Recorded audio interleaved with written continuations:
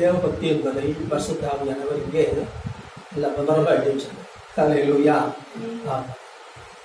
தன் நாவை அடக்குவது, அடுத்து தன்னை பரிசுத்தமாய் காத்துக் கொள்கிறதுமே மாசு இல்லாத சுத்தமான தேவபக்தி.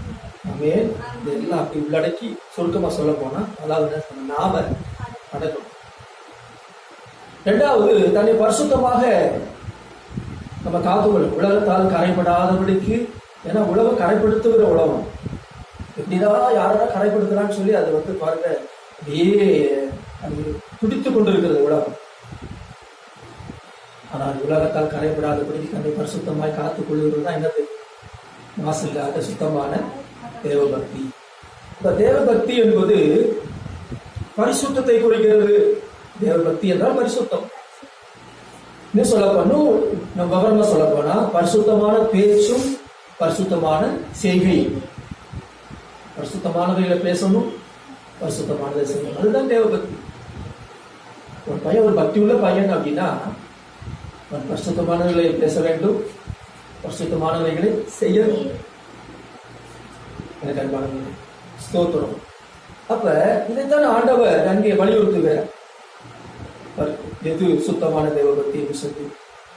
அது மாத்திரமல்ல, நாம் அவபக்தியை வெறுத்து தள்ள வேண்டும். அவபக்தி என்றால் என்ன?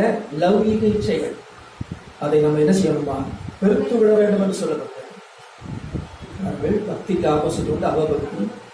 பக்தினா பரிசுத்தம், அவபக்தினா லௌகீக இச்சை, உலக பிரகாரமாக சரசு கொண்டு வருவதான காரியம். ஆண்டவர் நல்ல ஒரு விருப்பத்தை கொடுப்பார். தம்முடைய தைவழி சித்தத்தின்படி விருப்பத்தையும் செய்து கொடுப்பாரு. பிசாசு அப்படி கொடுக்க மாட்டான். பிசாசு இச்சைகளையும் ஆசை பாவத்தை தான் தூண்டுவான். ஆர்டர் கொடுக்கிற விருப்பத்திற்கும் பிசாசு கொடுக்கிற இச்சைகளுக்கும் கருத்த வித்தியாசம் உண்டு. அப்ப நம்ம எதை வெறுத்து தள்ளணும்? அவபக்தியை வெறுத்து தள்ளணும்.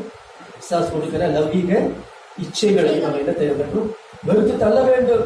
அதைத்தான் நாம் தீர்த்துக் கொள்ளும் நிருபத்திலே 2வது அதிகாரம் 12வது வசனத்தில் நாம் வாசிக்க முடியும். நாம் அவபக்தியையும் லௌகிக இச்சைகளையும் வெறுத்து தெளிந்த புத்தியும் நீதியும் தேவபக்தி உள்ளவர்களாய் உலகத்திலே ஜீவனம் பண்ண வேண்டும் என்று சொல்லி நம்ம பார்க்கிறோம். அருமையானவர்களே, தேவபக்தி என்றால் என்ன என்பதை ஆண்டவர் நல்ல வகையறுத்து வலியுறுத்தி காட்டுவதை பார்க்கிறோம். பரிசுத்தம் தான் தேவபக்தி, பரிசுத்தமான பேச்சு தான் தேவபக்தி, பரிசுத்தமான செய்கை தான் தேவபக்தி.